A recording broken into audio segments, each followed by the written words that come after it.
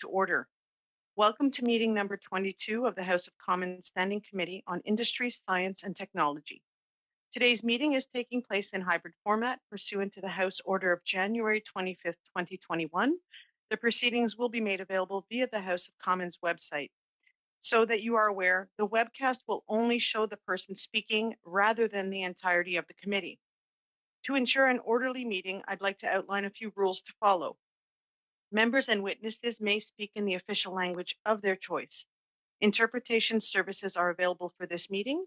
Please select at the bottom of your screen your preference of either floor, English, or French.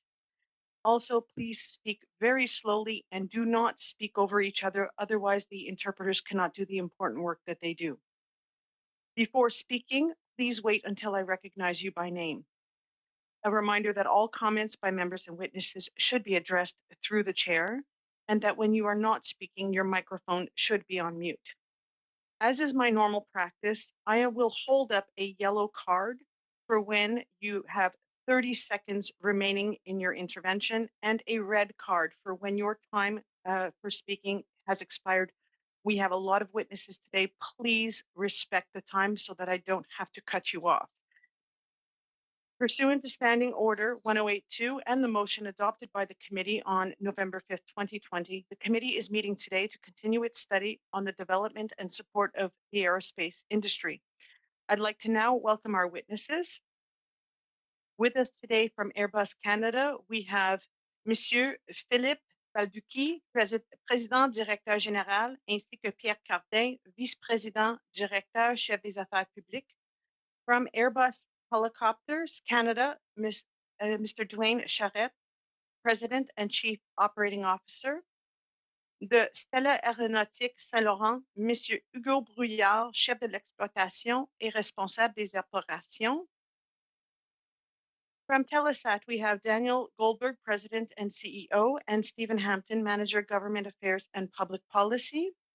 From Unifor, Mr. Jerry Diaz, National Director, Monsieur Renaud Gagné, Directeur, Unifor Québec, and Kaylee Tayson, National Representative, Research Department. And from WestJet Airlines, we have Mr. Andy Gibbons, Director, Government Relations and Regulatory Affairs. Each witness will present for 5 minutes, followed by a round of questions. We will start with Airbus Canada. Monsieur Balducci, vous avez la parole pour 5 minutes. Madame la Présidente, messieurs, mesdames les députés, bonjour. Et je suis...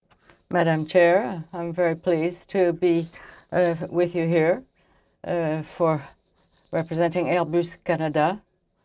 I will be speaking on our activities. I will have a presentation of Airbus. We are in Canada for over 35 years now, and we have through our helicopter activities. We're the first. We have 4,000 employees, and we have activities in the aerospace industry. Airbus has had more of an importance, and now that we are in the 220 series, and everybody, 75% of our work is done at Mirabel. We have 2,500 people, and we have assembling at Mirabel, and we also have, we serve the U.S. market also. The 220 has 630 orders, and 30 since July 2000, and we've delivered many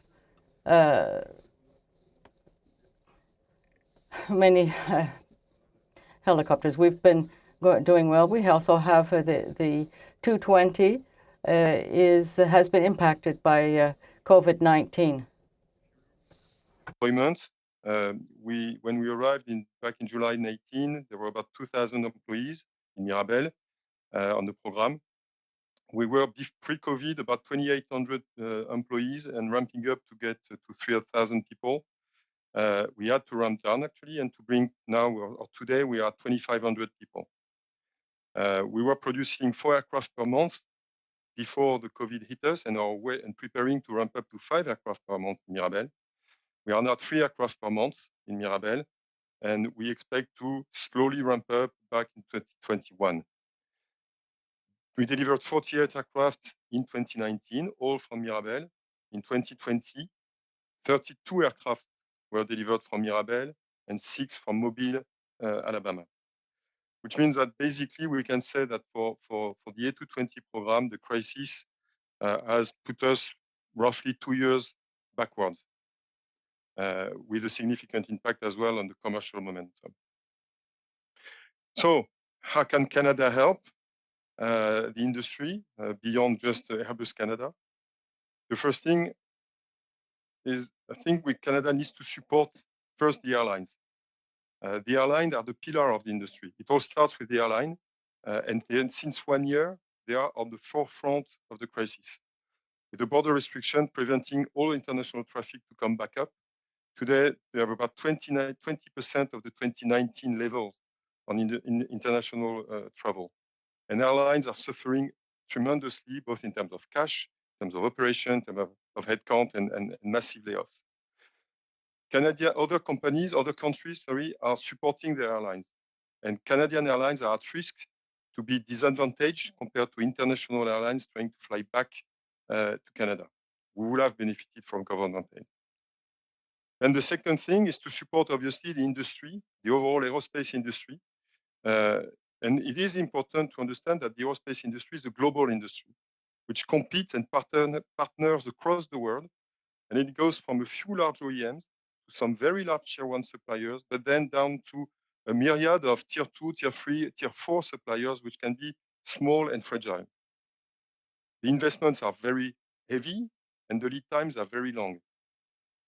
If you look specifically in Canada, the aerospace sector is the third exporter of Canada, and about 70 to 80% of the aerospace production in Canada is exported, and you will find the countries expected: USA, number 1, Germany and France, number 2 and 3. But then you find, for instance, Latvia as the fourth aerospace exports, and Egypt as the 6th export, which is basically companies to which the A220 is delivered. So what you need to do to help is to ensure first that the exportations remain available through EDC, and EDC remains active in supporting its aerospace sector, but also to provide urgent and short-term relief to our industry. Postpone some reimbursement, repayable loans granted to industry across various federal programs. Implement government guarantees to give oxygen to the more fragile companies, and set up development and consolidation funds. We also need to have a more comprehensive strategy, which is looking beyond the very short-term and urgent support to longer-term issues. So support the R&Ds, support the projects which are already ongoing to help enhance the competitiveness of the product. Mr. New Balducci, product, new method. Yes. If you could please conclude, you're over your time. If you could please conclude. Really? I will yes, conclude. Unfortunately. Thank you. It's fast then. Okay, so conclusion, aerospace is one of the most impacted sectors by the crisis. Everywhere in the world, there are specific measures which are complementing general measures in order to support this industry, which is strategic. It's a global, high-technology industry, and the lack of specific support to the Canadian aerospace today is very visible, it's very surprising, and it's sending a signal. And I'm not sure what is the signal that is intended to be sent to the rest of the industrial world. Thank you very much. Next, we will go to Airbus Helicopters. Mr. Charette, you have the floor for 5 minutes. So thank you, Madam Chair, and thank you for the opportunity to meet here today to discuss the development and support of the aerospace sector. Airbus Helicopters has been a proud member of Canada's aerospace since 1984. Today, Airbus is a leading supplier of helicopters in Canada, supporting a fleet of more than 760 helicopters flown by 220 operators throughout Canada. Our headquarters and main manufacturing facility is in Fort Erie, Ontario. We also have an Eastern Sales Office located in Montreal, and in Western Canada Sales Support Office in British Columbia, with a 24/7 customer support network and a team of technical representatives supporting our customers throughout the country. As my colleague Philippe mentioned, Airbus Helicopters Canada is part of an Airbus robust industrial footprint in Canada, which covers commercial aircraft, defense and space, as well as other Airbus companies such as NavBlue and Stelia, which you'll be hearing from during this meeting. So Airbus Helicopters is the world's #1 helicopter manufacturer, a global leader in providing the most efficient civil and military helicopter solutions to our customers who serve, protect, save lives, and safely carry passengers in highly demanding environments. So safety really is at the core of all Airbus activities and everything that we do, from design, engineering, and production to maintenance and training, and as well along with our partnerships. Airbus Helicopters activities in Canada are focused in 5 primary areas: aircraft sales and delivery, composite manufacturing, repair and overhaul, supplemental type certificates, and option developments. I'd like to just take an opportunity to highlight 2 of these areas. So our Fort Erie facility is a center of excellence for engineering and composite manufacturing. And we are a sole source supplier of 8 different platform types, flying globally. Airbus Helicopters Canada produces composite components for a variety of helicopters, leading model, internationally sold in over 100 markets. So it's fair to say, if you see an Airbus helicopter flying anywhere in the world, it will have parts that were manufactured in Canada at our Fort Erie facility. We also have a repair and overhaul department, which is a center of excellence for single engine dynamic components. This department provides overhaul and repair services to Airbus helicopter operators worldwide for the light single engine product range. Today, more than 50% of our workforce in Fort Erie are working on products that we export. As an essential business in the Niagara region, our doors have remained open throughout COVID to support our customers' life-saving missions, as well as the global supply chain for Airbus. I would only have 5 minutes, so really I'm just going to jump because before I get the card.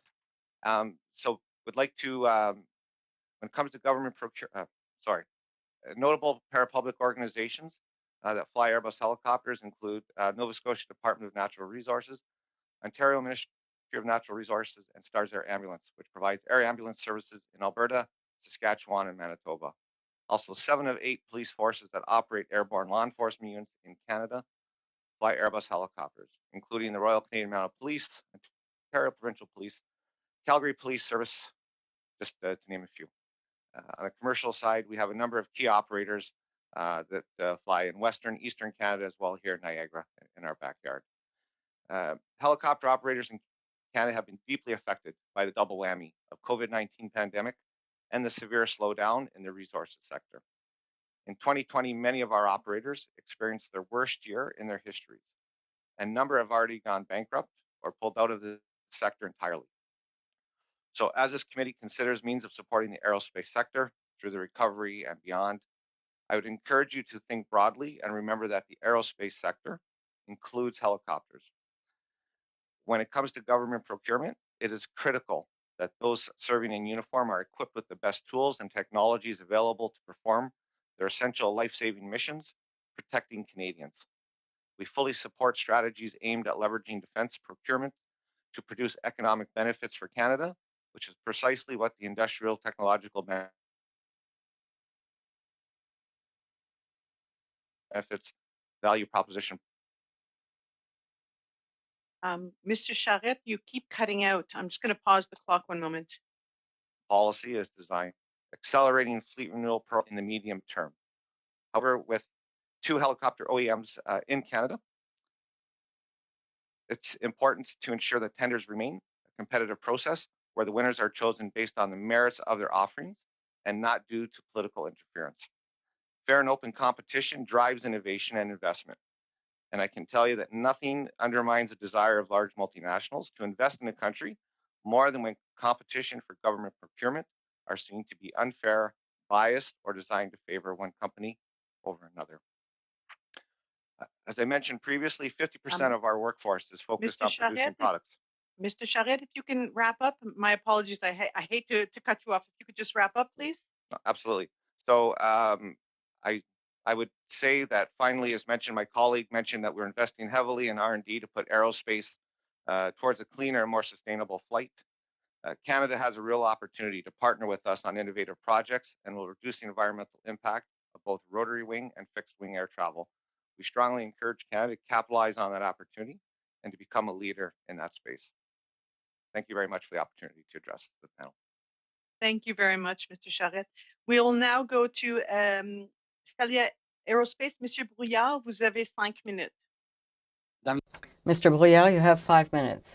Ladies and gentlemen, Chair Romando, colleagues, hello. I'm very pleased to be here before you to present to representing Stelia Aeronautics Canada. I'd like to thank you for this interest you've taken in the Canadian aerospace industry, where we've seen a period of uncertainty and lots of changes on the worldwide scene.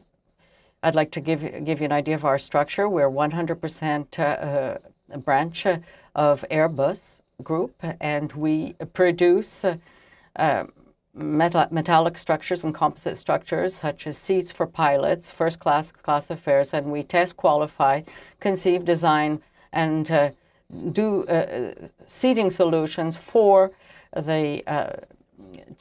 our clients. And we're over 14 sites around the world, so 9 branches with more than 7,000 people working us. In Canada, we have 3 branches with 1,000 employees. Stelia, North America, specialized in composites, where we have 460 people working in our plant in Lunenburg in Nova Scotia and in Blainville in Quebec. We have Stelia Aeronautique Canada at Mirabel, where we do composite building with 100 people, and we also have Aéronautique Saint Laurent with 360 people, where we work on A220s, and we are now in a process of transferring to a new plant to which we're constructing at Mirabel, and we will inaugurate this at the beginning of the 3rd quarter of 2021. These Canadian employees give offer $70,000 on average in salary and 150 indirect employees with our Canadian suppliers. Because of this worldwide crisis, because of COVID-19, our clients had no other choice but to delay their orders or cancel their orders. And our order book have dropped by more than 30%, and cancellations and delays in delivery have forced us to adapt very quickly in a context where we have had to invest in the construction of a plant and the acquisition of technology that's worth $61 million invested over 3 years. So we're in survival mode. Because of this crisis would have been difficult, but if things hadn't have been a crisis situation, we would have been able to do things very differently. These revenues come from our purchase by a Canadian company and by our business clients. And we also have our own clients. We would also like to be able to count on 3 types of support. First, we would like to have to be able to see a new demand for new generation equipment, and we would like to be able to see new orders coming in, and we'd like to see direct support to the industry so that we can have good effects over the short and medium term. This strategy will mean that Canada will be able to participate with its own aeronautics industry.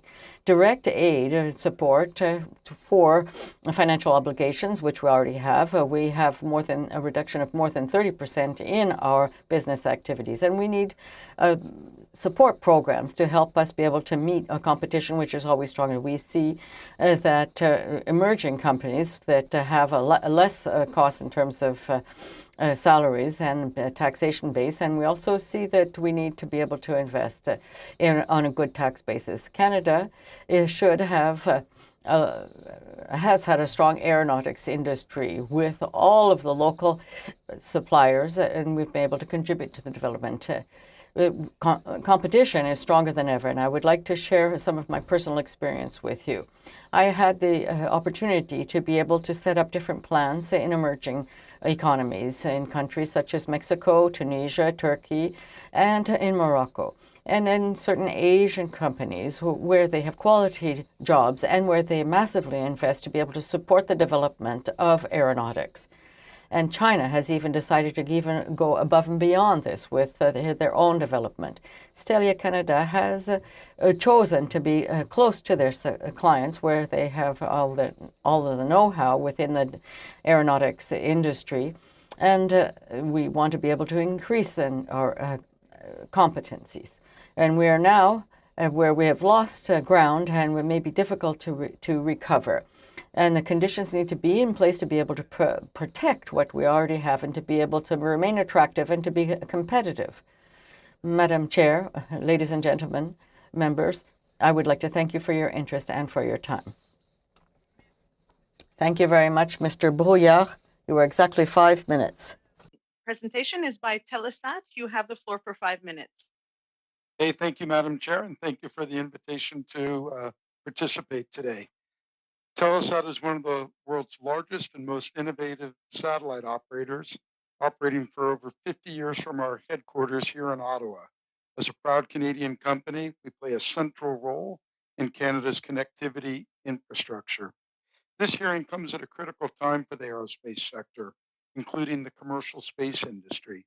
Like many sectors around the world, ours is facing significant disruption and change. While the COVID-19 pandemic has hurt our business, the larger disruption we're facing stems from changes in technology and the hyper-competitive global market that we compete in. Telesat identified these changes early, and we're used to competing. And as a result, we began innovating and investing heavily to reorient the company to become a world leader in delivering broadband internet connectivity, demand for which is exploding globally. In this regard, last month, we officially unveiled the most ambitious and innovative project in our long history, a $6.5 billion investment in a state-of-the-art low Earth orbit, or LEO, satellite constellation, known as Telesat Lightspeed. Lightspeed will deliver significant economic and social benefits to Canada, including supporting fast, affordable, reliable, and secure broadband connectivity and 5G services throughout the entire country, the criticality of which the pandemic has strongly underscored. Lightspeed also delivers huge capital investment and high quality, high paid jobs in the Canadian aerospace sector, which comes at a time when investment and preserving and creating jobs has never been more important. 3 weeks ago, we announced with Premier Legault a $1.6 billion investment by Telesat into the Quebec aerospace ecosystem, creating over 600 new high-skilled, high-paying jobs across the province, while maintaining another 650 jobs at MDA's Montreal facility. As part of this investment, a significant percentage of the Lightspeed constellation will be manufactured in Quebec. We're also establishing extensive technical operations in the province. Lightspeed is the largest space program ever conceived in Canada. It's exactly what Canada and the Canadian aerospace sector needs. The new space economy is one of the fastest growing industries in the world, with the global space industry estimated to nearly triple to over $1 trillion a year over the next 2 decades. Next generation satellite connectivity, like Lightspeed, is responsible for the majority of this growth. But we're not the only ones who see this massive opportunity. Telesat competes in one of the most competitive and dynamic industries in the world, and our competitors are among some of the largest, most innovative companies on the planet. And they're working hand in glove with their governments in this fast-growing, highly strategic market. These governments, like the US, the EU, China, Russia, and India, recognize the significant benefits of the new space economy, from job creation to intellectual property creation, and are investing billions of dollars each year to help their domestic companies compete. The government of Quebec also recognizes the strong growth potential in space, and we're pleased they're investing $400 million in our Lightspeed constellation and supporting other space initiatives with roots in the province as well. I'm pleased also with the endorsement we've received from the federal government, particularly our partnership to use Lightspeed to help bridge the digital divide in Canada. But I'd be remiss if I didn't raise again with this committee the importance of something that we discussed when I appeared before you last November to discuss rural broadband connectivity, namely the pending proceeding at ISED to repurpose for 5G use certain spectrum that Telesat presently uses across Canada to provide a whole range of vital services. As we discussed when I spoke with you last November, the U.S. Federal Communications Commission paid our much larger competitors approximately $16 billion to clear this same spectrum in the United States for 5G, spectrum they just auctioned to AT&T and others in the highest grossing spectrum auction in history. And our competitors are using these funds to invest against us. We've made a proposal to ISED to clear this same spectrum and to reinvest all of the proceeds into our Lightspeed constellation and to safely transition all of those important existing services. Listen, we're in a very competitive environment. We're innovating, we're investing. If we're successful, we are going to be the largest satellite operator in the world, and we're just looking for the government to make the right decisions. Thank you, Madam Chairwoman. Thank you very much. Thank you. Our next presentation is by Unifor. I invite Mr. Dias to take the floor for 5 minutes. Thank you for the invitation to provide input into this important study on development and support for Canada's aerospace industry. With me today is Renaud Gagné, Unifor Quebec Director. As you are well aware, the aerospace industry is incredibly important to the economic success of our country. There is no question the aerospace industry is in trouble. Unifor has consistently monitored the state of the aerospace industry in Canada throughout the pandemic. In general, the industry fared better than others in the early stages of the pandemic. However, it has become obvious that the worst is yet to come. When the pandemic began, approximately 40% of our members in the aerospace sector were laid off due to emergency orders and the desire to keep workers and the public safe. Many of our members went back to work, but 8% of those layoffs were not rescinded. Since our last calculations, even more layoffs have been announced. All of the layoff announcements are devastating. One that stands out for me is the announcement that de Havilland Aircraft will stop producing the iconic Dash 8 aircraft at the Downsview, Ontario plant, a move that affects nearly 700 of our members. That plant, I'm going to leave absence from it. I'm a de Havilland Aircraft employee, and I'm clock number 28091, just for the record.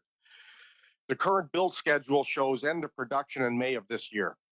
Prior to the pandemic, de Havilland's order book was healthy and research and development was in full swing.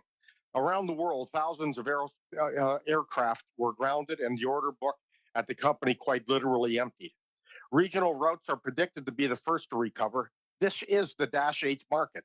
We know demand will return and we need to make sure production capacity will be there when it does. To mitigate layoffs, our members at Boeing are utilizing the EI Workshare program right now. This is a great short and medium-term solution, but they need to know that commercial aerospace work is coming back. Bombardier recently announced layoffs as well, 100 at the facilities in Toronto and 700 in Quebec. Renaud will go into further details about the situation in Quebec, but I want to drive home the point about layoffs here. Pratt & Whitney has laid off hundreds of workers. The list goes on and on. The aerospace industry is a leading technology creator and invests extensively in research and development. That investment bleeds into other industries and sustains an entire ecosystem of good jobs and economic growth across the country. Letting the aerospace industry wither is simply not an option because of the risk that would pose to the future economic stability and growth we need. Canada must continue to foster and develop a strong aerospace industry that will make our country a global leader in advanced manufacturing. To do this, we will need to keep our highly trained aerospace workers connected to their jobs, even while on layoff, by enhancing and extending the Canadian Emergency Wage Subsidy. We need an industry-focused support package with access to liquidity for critical aerospace companies to navigate through the pandemic. We need governments that buy Canadian and promote Canadian-made aerospace products in both the local and export markets. We need the federal government to create a multi-stakeholder aerospace industry council to develop a comprehensive industrial strategy that ensures good, stable, and well-paid employment opportunities, a strong and resilient domestic supply chain, thriving commercial and defense sectors, and multi-stakeholder engagement. Thank you for your time and attention. I will now pass things over to my colleague, Renaud Gagné, to provide you further details on Quebec. Renaud.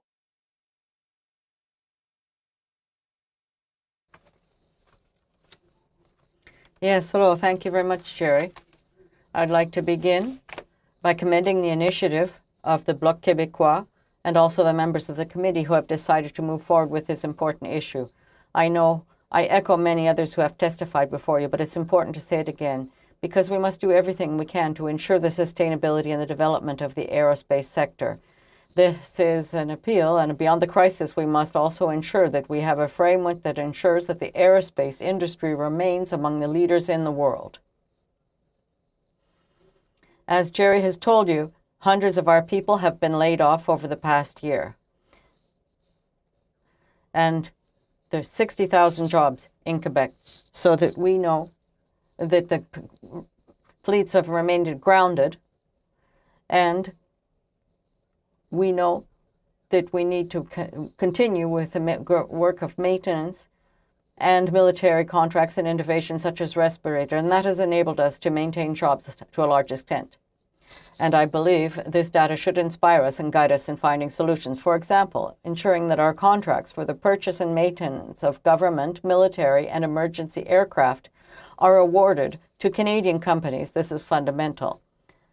Another key area of intervention is research and development. At CAE, as we have seen, they have not only designed but also produced respirators that are accredited by Canadian authorities.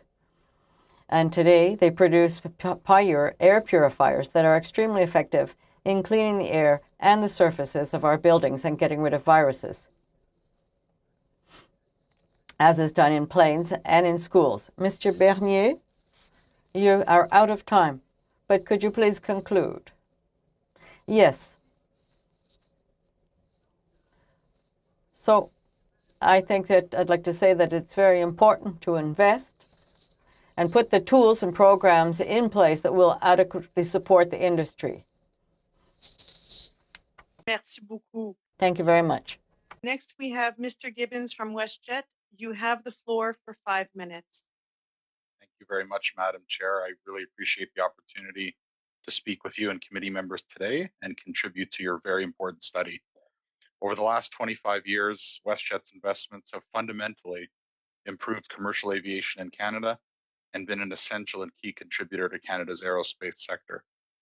Through WestJet, 300 million Canadians have been given more democratic access to lower fares in 39 domestic markets, resulting in over $4 billion in trickle-down impacts that support suppliers, provide wages to our employees, and economic activity in our cities and tourism sectors. This crisis has had a profound impact on our entire industry, affecting over 600,000 jobs in travel and tourism and over 250,000 in aerospace, the industry we are here to speak about. All of our witnesses today have one shared goal: an innovative, connected, and prosperous Canada. Together, we face an unprecedented challenge and one that will need decisive leadership. Our competitor countries have already developed plans to protect their aerospace and aviation industries and jobs. We need the same commitment here in Canada, and your study will help us forge a path forward. In ISED's Restart, Recover, and Reimagine Prosperity expert panel, they identified air travel as the industry sector hardest hit by COVID-19 and amongst the sectors needing tailored assistance to preserve jobs and business. Jim Quick, the president of the Aerospace Industries Association of Canada, noted that a safe restart plan for air travel is essential to the vitality of the aerospace sector. He said, and I quote, "Airlines drive demand for the manufacturing output that makes up 69% of Canada's aerospace and defense activity. They are also significant buyers of the maintenance, repair, and overhaul services that make up the remaining 31% of our sector's business. Without question, our industry needs planes in the skies, and support for the airlines needs to include support for the industry that keeps those planes in the skies." We could not agree more.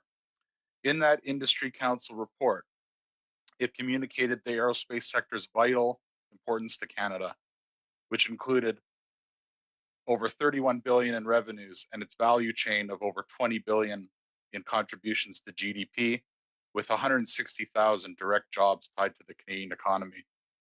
Its operations are well dispersed across Canada and are a strategic pillar of our knowledge and manufacturing economy. 93% of these firms are exporters, 70% of the aerospace manufacturing firms cooperate with academic partners, supporting our research ecosystem. Our role at WestJet is a key supporter and investor.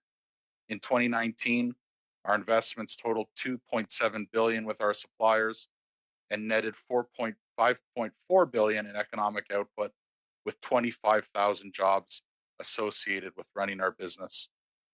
For committee members, there are some examples of key partnerships of ours from coast to coast. Standard Aero, $32 million in 2019. Boeing Canada, $24 million in 2019. KF Aerospace, the largest private sector employer in Kelowna, $32 million in 2019. And GE Aviation, also a major partner. Sadly, these expenditures and investments have taken a dramatic decline as a result of COVID. The COVID-19 crisis and the drop in demand for air travel has had a critical and enormous impact.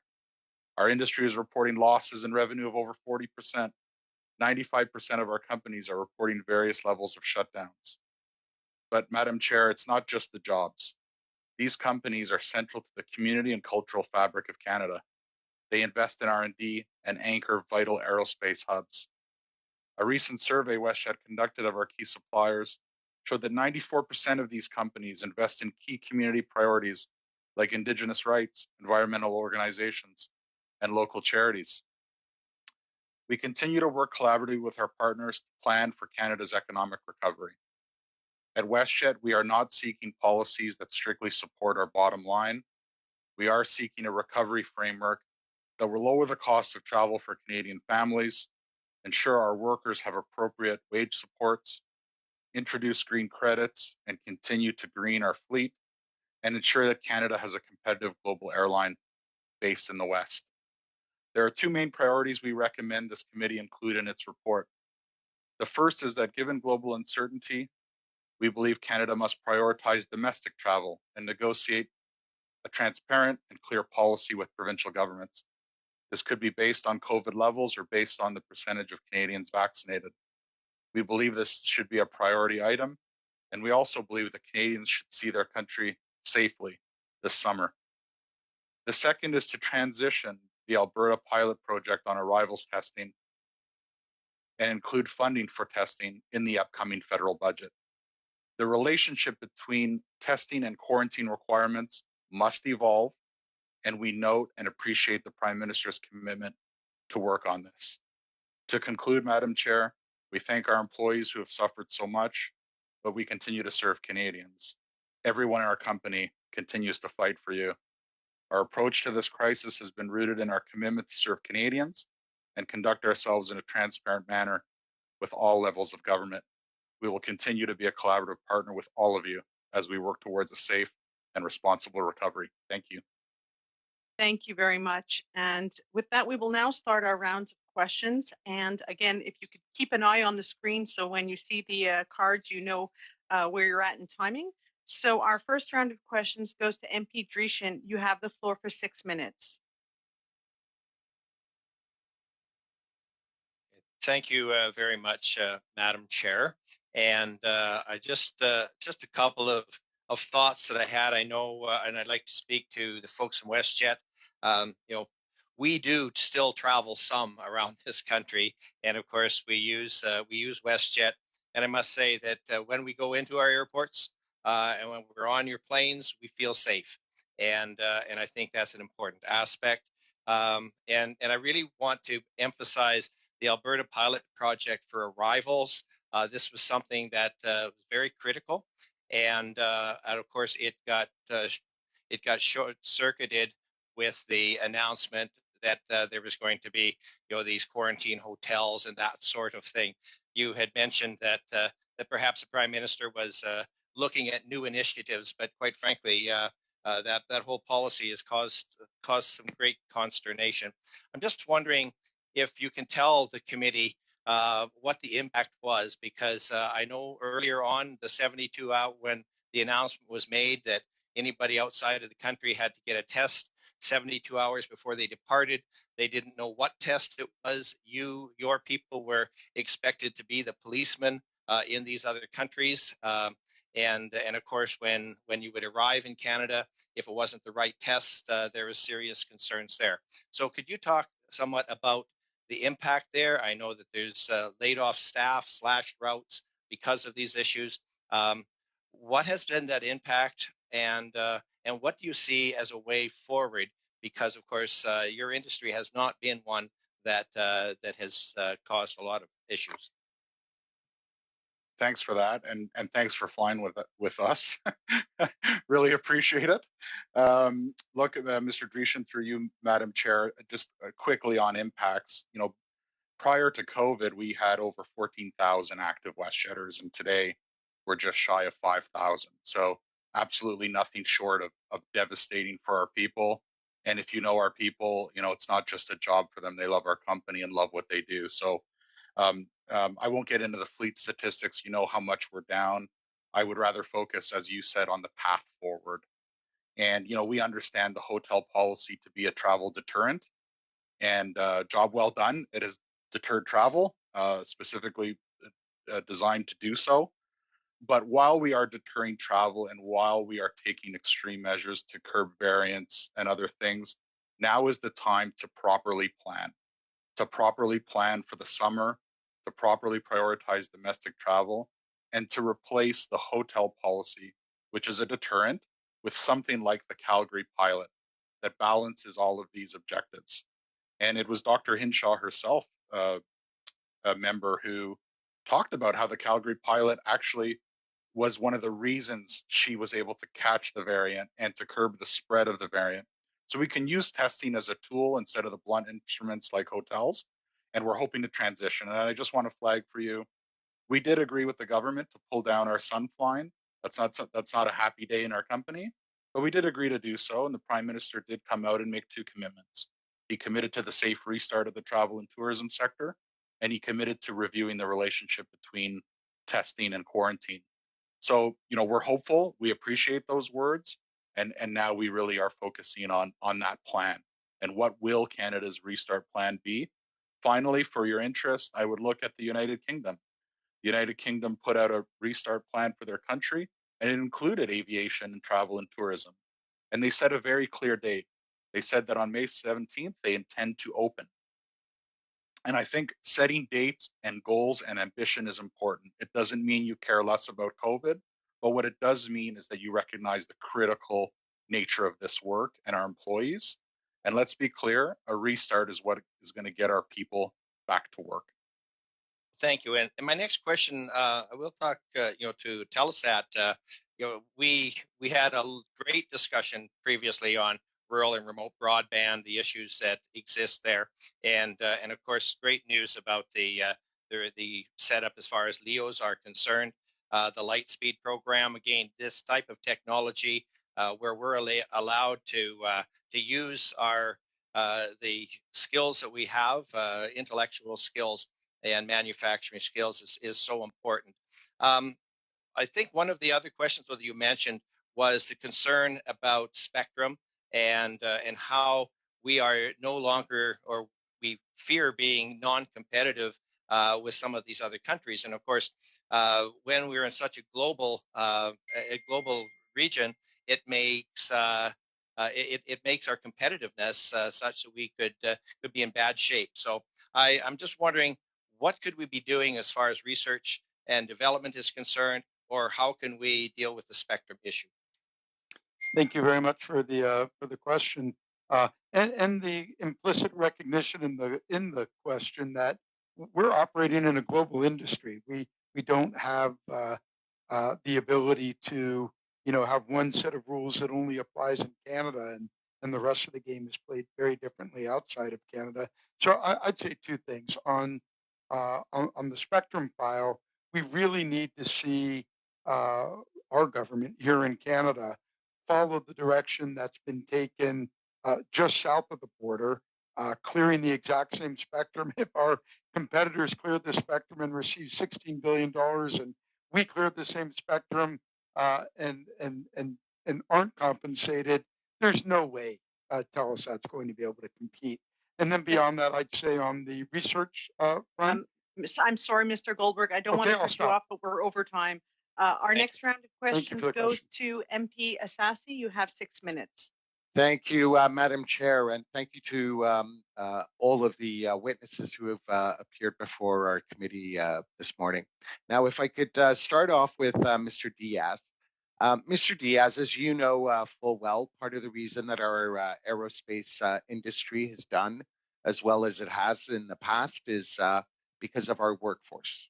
We certainly have one of the best workforces in the world. So as we look to the future, what would you emphasize as being important to ensure that we continue to have the best workforce in the world? Thank you for your question. If you look at the history of the aerospace sector in Canada, it has always been, Canadians have always been at the leading edge of technology as it relates to not just manufacturing commercial aircraft, but space as well, military aircraft. At one time, we were number 4 in the world in manufacturing. Today, we're about number 12. And that's as a result of a variety of reasons. But number one, the way that we will continue to lead in this incredible segment is through research and development. It's by developing these skills in order to create the proper engineering jobs. It's in order to create the environment that deals with the latest and changing technology, because we know that the aerospace industry is at the top of the food chain as it relates to technological advancement. So it's about research and development, and it's about an overall commitment of the government through procurement to keep people employed. The problem with the aerospace industry today is the airline industry. People aren't buying planes. I'm spending a lot of time talking to Air Canada. Obviously, WestJet is participating here today. But people aren't going to buy planes if, in fact, we're not moving customers around the world. And that's why we're going to need to find some solutions for rapid testing, digital travel wallets. There's going to have to be a whole host of initiatives in order to get people back to work. Thank you for that, Mr. Diaz. Now, you touched on R&D. If I could go to Mr. Balducci. One of the realities is if you look at StatsCan research, it's quite obvious that even prior to COVID, in the several years leading up to it, there was a precipitous decline in R&D in the aerospace sector. What do you attribute that to?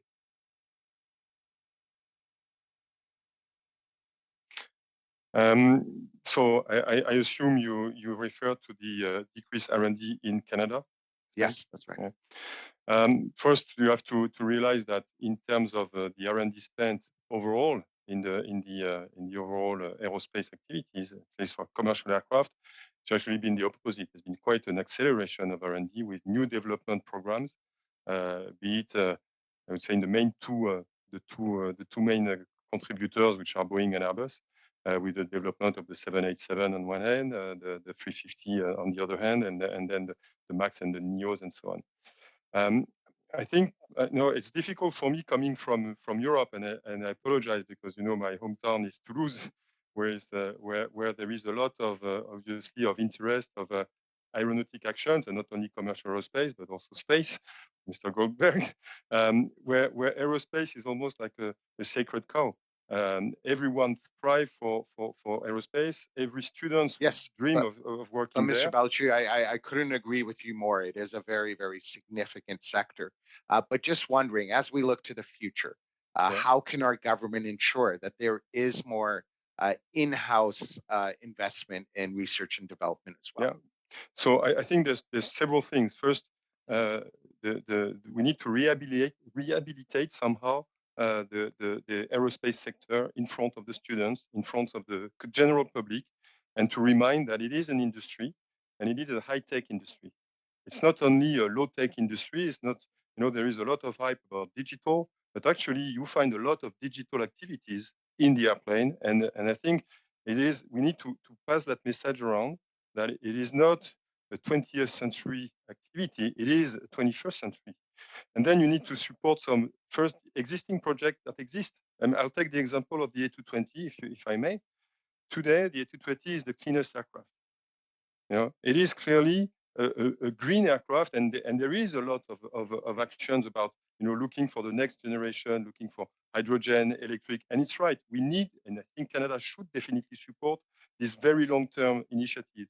But you also need to support on the short term the existing platforms, the existing development that are ongoing, that we are spending, that we are investing in, which, by the way, are difficult given the specific situation. Some projects have to be delayed, but those are developments which are supporting today green aircraft and needs to be pushed. Thank you. Now, if I could go to Mr. Goldberg. Mr. Goldberg, again, just looking at the sector overall in the years preceding COVID, there was a precipitous decline in R&D. What would your recommendations be to ensure that there is more R&D on behalf of companies? Yeah, no, thank you very much for the question. I can tell you, at least in the commercial space sector, there hasn't been a precipitous decline in R&D. We've been investing massively. I'll also be honest with you, it's not because we like investing in R&D, just because we have a bunch of engineers that like doing R&D, and we do, I should say. But it's because our environment is so brutally competitive that if we're not investing, if we're not innovating, we're out of business. And so we've been pouring money into R&D because it's existential. Thank you for that. Thank you. Thank you very much. Notre prochain tour, c'est député. We now have Member Savard-Tremblay. Thank you very much to the witnesses. Thank you, Madam Chair, and to the colleagues. I have a question for Mr. Brouillard, first of all. And I think for Mr. Brouillard, I think that in the aerospace sector, we need to recognize this is a strategic industry, so we need to really be able to look at things differently. It's not simply a question of market. So the first stage, for example, Ontario is aware that their automobile industry is strategic, and so we have to be looking at strategy at all times. So with Airbus and with your work, you have permanent contact with Ottawa, with the government. Unfortunately, Mr. Carval, thank you for your question, but no. Today what we have is we have Aero Montreal International, and so we work provincially there, but federally, unfortunately, as a supplier, at least in the Airbus group, when it's time to talk to the federal people, I don't know who to speak to. Question, don't know, but you don't know who to speak to, and when you try, you don't have a direct line, and you don't know how to connect. That's answer. That's quite right. For example, for the Canada Emergency Wage Subsidy, where we're working in Saint Laurent, in terms of consultation, we're a new brand, and there was a technical interpretation that was done in September 2020, and unfortunately, it was now there are more than $6 million that were available. We had some choices that were done, and the fact that we had another interpretation, but today, to be able to solve this problem, we're talking to different people, and we have to work through the provincial to get to connect with the federal, and I don't think that's normal. Question. Yes, that's quite evocative that you have to go through the provincial authorities to go to the federal, to get in contact with the federal. That's quite striking. Another question. Thank you very much for what you've said for Quebec that helped out, but you didn't have enough time. But I would like you to go ahead with what you were trying to say with respect to the plan and what do you think needs to be done to help the industry? You're muted. Well, in Quebec, with Aero Montréal, we work with them, but we're talking about 25,000 jobs to 60,000 jobs over the next decade. So it took us, after 2008, it took us many years to bounce back. But now it's a question of investment to be able to support technical schools, to be able to train the people for tomorrow. That is essential. We have supports around the world to the aerospace industry, but I think it's important that we have the same thing set up in Quebec and Canada, because there's 60,000 jobs then we can build aircraft and all of the engineering and all of the structures that is placed, if we don't give them supports through solid programs and investment, well, we won't be there tomorrow. We won't be competitive. We'll lose our position and the rank that we have in the world now, whether it's for the C series or whether it's Bombardier with their work. There is expertise there. And if we can do much more. And so it's important there's a technology with simulators. And so this is 55,000 units. And there are jobs in Quebec and Canada. If we could use the same, everybody has to be aware that it's available, and it will help combat COVID. This is with the respirator production. Question. I understand now that when we're talking about aid to the aerospace industry, people always think that we're going to have to pull out our checkbook. So yes, you do need support on the short term. But what I've heard from your testimony, and maybe I'm interpreting what has been said, but you're saying that it's important over the long term. It's important that there's direct aid, but it's also important that it's structured with a strategy, with more support to R&D and to support training and labor. Yes, absolutely. There's always a need for training, and so that the knowledge is maintained, and research and development is essential. If we want to be the first worldwide, whether we're moving into hydrogen fuel or other programs, well, we have to have programs to be able to move it forward. Question. You're saying so that the best way that things are defined, it needs to allow you as a member of the industry to say, well, reading this line by line, well, this can be useful. Yes. Right now, we're working with the industry in Air Mostal. We are members in different companies, but there is money for research and development, but it's not clear what type of criteria. So we need new definitions, clarity. Okay, thank you. I've seen that, Madam Chair. How much time do I have left? You have 15 seconds, so I don't think I would even be able to start a question. So I'd like to thank you very much. Thank you. Thank you. Questions goes to MP Massey. You have the floor for 6 minutes. Thank you for our witnesses here today. I think I'll start with Unifor. With regards to the de Havilland and also the Bombardier projects in the Greater Toronto area region, of course, this value-added manufacturing and training of the workforce, once it's dissipated, will be hard to bring back. What plans have been laid out to either have some domestic procurement or have some type of production? One of the things I think that gives Canadians the concerns most is that if we provide supports, what do we get in return? And some companies have taken money.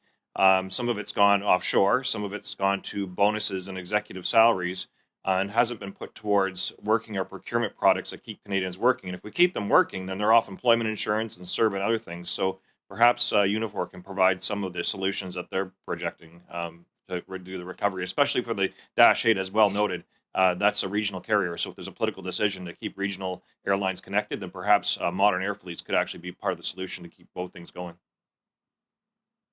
Well, I have to admit it was a lot easier when Air Canada was owned by the federal government. The procurement discussions and decisions were a lot easier. Look, I spent a lot of time defending the government's contributions to the aerospace industry. Why? Because it's a pretty simple math equation to me. For every dollar that the government invests in the aerospace industry, they get 100 back. So, you know, anybody with those types of odds would invest, because it's the type of jobs that are created, the jobs and the wages that are pumped back into the economy. And of course, it's about the taxes that are paid by the corporations as well. So the payback is significant. That's why the major governments around the world invest within their aerospace industry. So I'm concerned about the Havilland aircraft. I'm concerned about Bombardier Downsview. I know right now that the Bombardier is working with the federal government and provincial governments to hopefully break ground shortly at Pearson. I know that Bombardier has requested some assistance through the SIF program that the federal government has. The bottom line is that these are skills that you just can't replace. We do the final assembly of the Global Express, which is the jewel of the Bombardier fleet. And that shovel needs to get in the ground darn quick because post-pandemic, we're going to need a strong industry to put people back to work. Same thing with the Dash 8 program. It's been a great program. I personally worked on the program. I'm a sheet metal worker by trade from de Havilland Aircraft, and I am absolutely surprised and disillusioned that this plant will be shut down in May. And unless something changes, and I would suggest that government procurement through Border Patrol, Coast Patrol, might be a way to have some orders in the book in order to keep that plant going in the short term.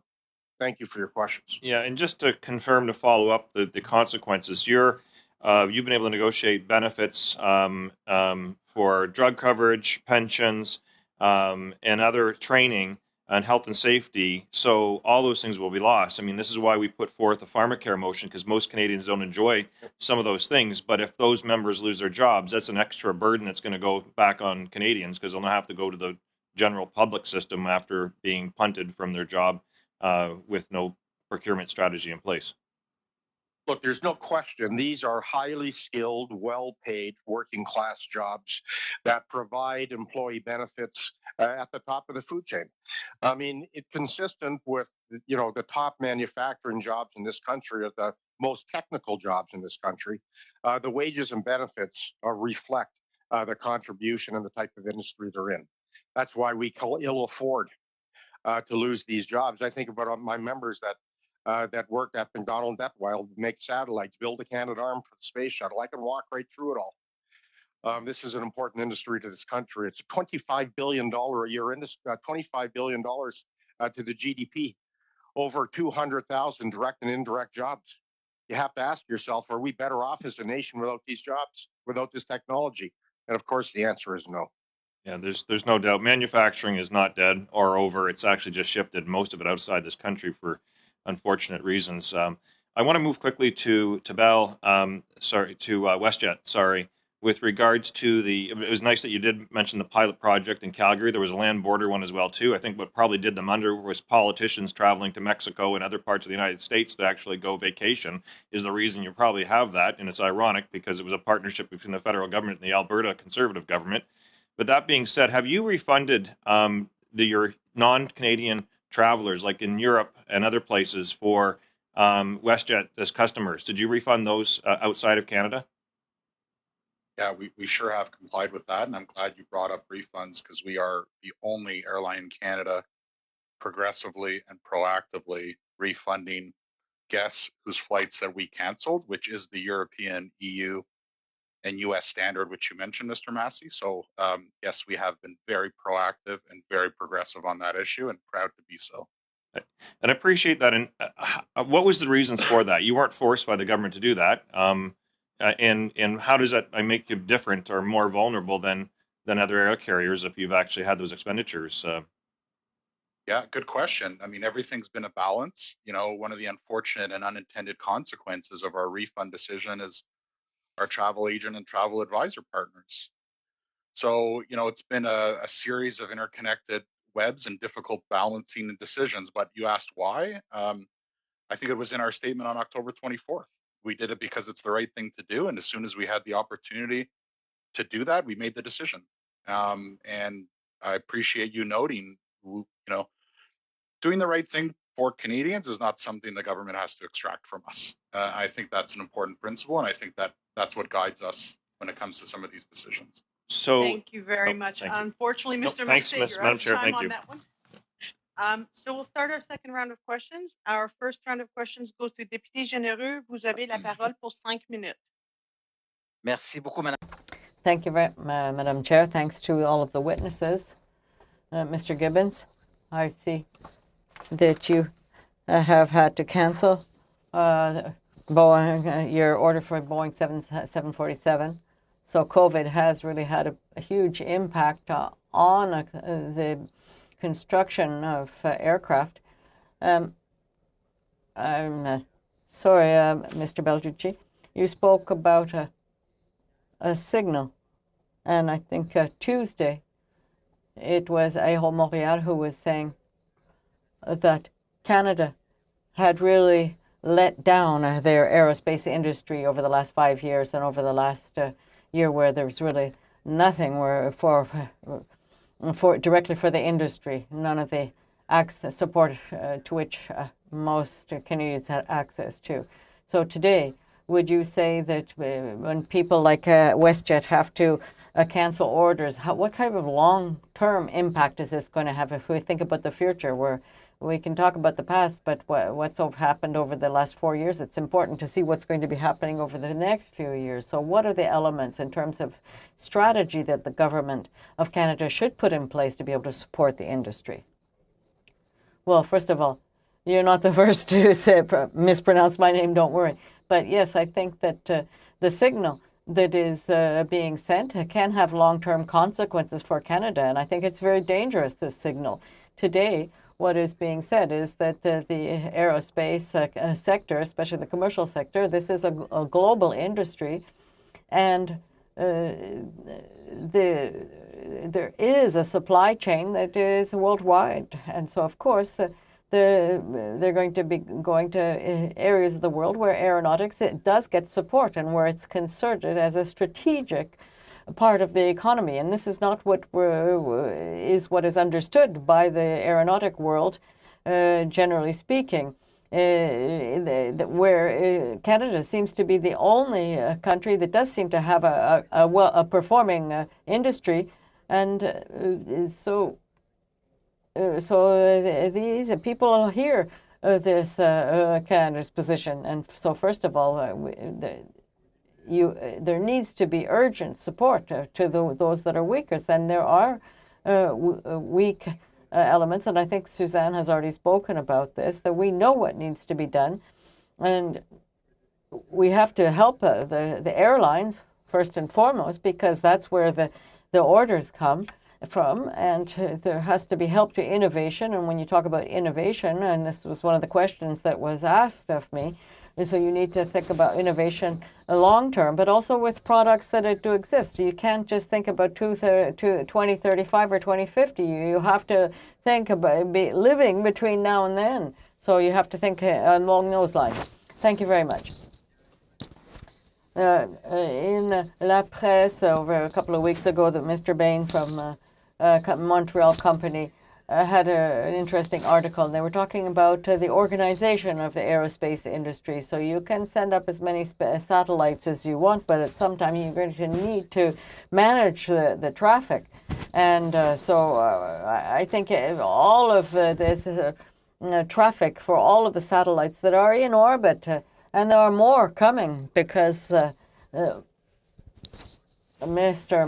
Musk and Google that are going to be putting up satellites also. So did you see this article, and what do you think of it?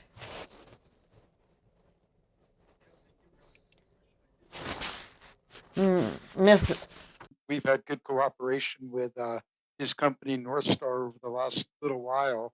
And it's a big concern. Telesat's been a satellite operator for more than 50 years. We're one of the oldest, most experienced satellite operators out there. And using space responsibly is essential. It's not just good for humanity. It's good for our business. If we do things that are reckless and stupid in space, then we're not going to be able to operate going forward. And we are concerned about these new entrants that are coming, that are launching thousands of satellites. We're taking a very different approach. We're making sure that all of our, please, if you have a. Well, en termes d'investissement in terms of investment, additional investment, what can the government do? You were talking about CRTC, but what are the primary essential things that need to be done quickly as possible to be able to help your industry?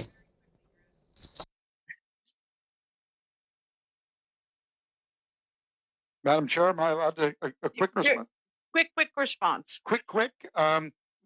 We need the right outcome on that spectrum file. That's absolutely essential. And then beyond that, the government of Canada has a long history in space as one of the early spacefaring nations, needs to work well with the other spacefaring nations to develop responsible rules of the road that we've always followed, and we need these newer entrants to follow as well.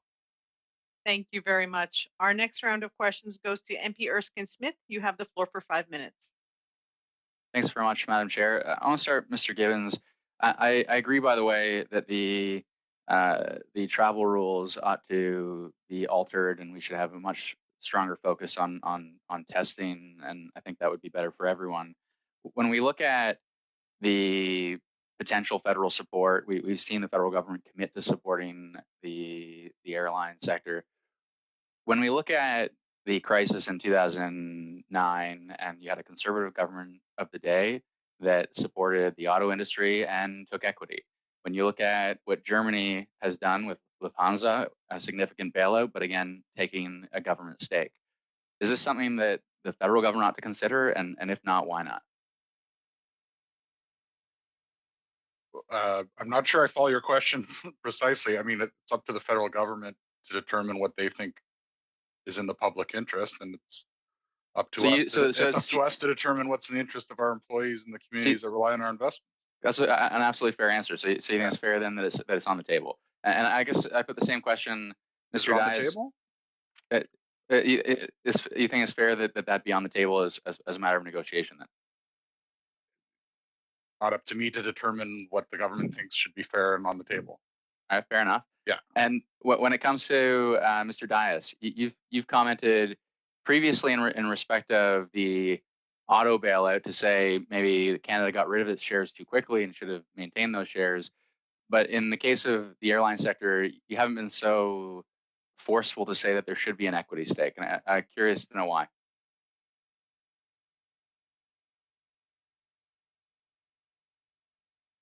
I think Jerry has had to step out, but I can answer that. I'm Kayla Thiessen. I work in the research department at Unifor supporting the sector. We have been vocal on this issue for nearly a year now, including talking about the need for any support to flow to workers. It has to be focused on healthy social outcomes that ensure good jobs are continued. We want to make sure that any negotiations do not require or end up making us have to take concessions in order to save companies. That can't fall on the backs of workers. We need to focus on sustainability in the recovery, and government can play a strong role in making sure that happens. Thanks. Mr. Smith, can I make an additional point? Do you mind? Yeah, sure. Yeah, no problem. Yeah, just on that issue, because there's been a lot of discussion about the parallel with 2009. I think it's really important to note that the situation our company is in is nothing like 2009 and automobile manufacturers. In 2009, the government never prevented Ford or Chrysler or any other company from selling its automobiles. That is the case with our company today. So it's a very important distinction. WestJet is not a failing company. We're not in this situation because of a bad strategy, bad labor relations, or any other historic issue that's tied to government support. So it's a very different set of circumstances that we are in. So I would encourage you, our CEO did send a letter on December 10th to all members of parliament and senators that talked about our priorities. Right. Which is right. So I would just encourage you. I can't talk about our negotiations. Yeah, I appreciate that. And it's fair to draw the difference between, although certainly Germany is experiencing the same crisis we're experiencing here in Canada, and they took a 20% equity stake. It seems to me it should be on the table in a serious way. But what do you think, Mr. Gibbons, about what France and the Dutch government have done to say, of course, we're going to be there to support our airline sector, but we're committed to a sustainable recovery, as Ms. Thiessen just said, and we're going to drive emission reductions, and we want commitments from airline sector to drive emission reductions as we bail them out. Before you answer that, Mr. Gibbons, I'm just pause the clock. If you could move your microphone a little bit closer to your mouth so that we can get a better quality of audio for the translation. Much better. Thank you. I'll start back the clock. Go ahead. Yeah, I mean, so in that letter from our chief executive officer, you'll note one of the components that we believe is critical to the recovery is that we do have the opportunity to continue to green our fleets and reduce emissions and help the government meet its emissions targets. So that's central to us. It has been, but key to that, Mr. Smith, is that we're that we remain profitable and we have the money to invest and to continue to refleet and buy those green aircraft. So, those are negotiations between those carriers and their governments. But philosophically speaking and politically speaking, yes, we're aligned on the need to green our fleet and to assist the government and the nation meet its GHG targets. Thanks very much. My last question, and Mr. Dice isn't here, so Ms. Thiessen, just last question just on potential restrictions. So if we take a worker focus, do you think it would then be fair to say federal dollars are on the table to bail out the sector? We're going to make sure dollars go to workers and that we put restrictions on, say, dividend payments or executive compensation? Very quickly, as you're out of time. Sure. We've put on the table the need to make sure benefits, exactly your wording, benefits flow to workers in terms of keeping wages, benefits, working conditions, limit executive bonuses, and make sure that workers are gaining back what they've lost before there's this explosion in shareholder value, for example, like what happened after the restructuring in 2009, for example, at other airlines. Thanks very much.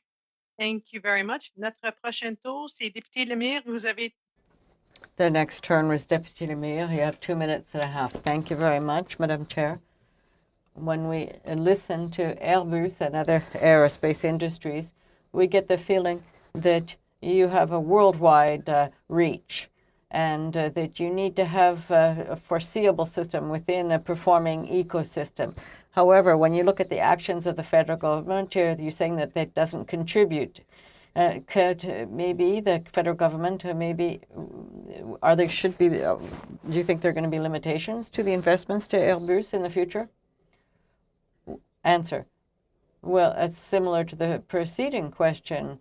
Effectively, we are in a worldwide ecosystem, and it's clear that the lack of support to the Canadian industry, generally speaking, is not encouraging for the development of Airbus in Canada specifically. So we're saying that, but I'd like to say that despite the crisis, for example, we have decided to go ahead with the 220 corporate jet, and we've also started activities of restructuration, peripheral activities in Mirabel. So that's not stopping us from going ahead with decisions, but you are right, the lack of action is really disappointing for activities. Question, and you have invested billions of dollars, and you need to be able to reassure your worldwide group, but France has put out funds to be able to buy aircraft. So could there be a strategy help WestJet or Air Canada to help them buy planes and maybe be able to resell them in a few years when they're solid enough? So what kind of impact could that have?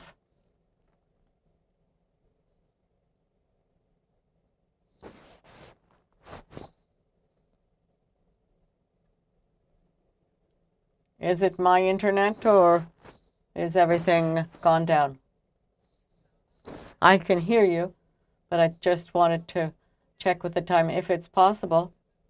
Mr. Lemire, if you could ask that question again, I don't know if it was heard. As soon as you talk about internet, well, you see that the internet goes down. And my internet, I'm told that my connection isn't stable. So, Mr. Balducci, I did have a question for you. Just a question I'm just going to see with the clerk. Witnesses.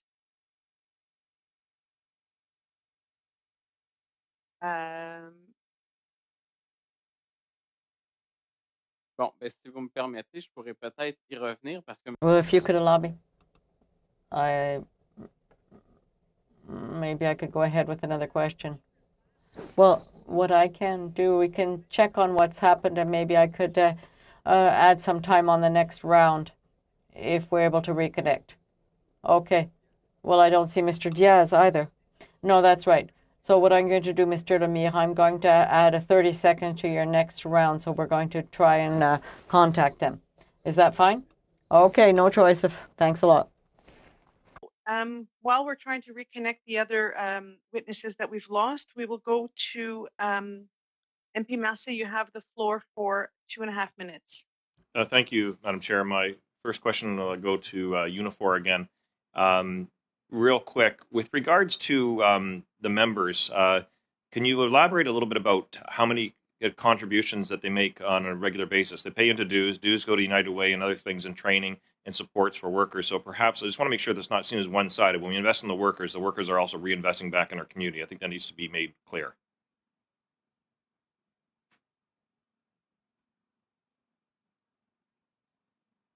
Sure. Okay, I can take that question. Jerry must have been kicked out. So our members pay dues to the union. The union fights for all sorts of things, including better training in the aerospace sector. We're always talking about improved and increased training for the sector so that we're investing in the workers of the future. We often hear from employers that there is a shortage of skilled workers in the sector. And so investing in training is a really important piece of this.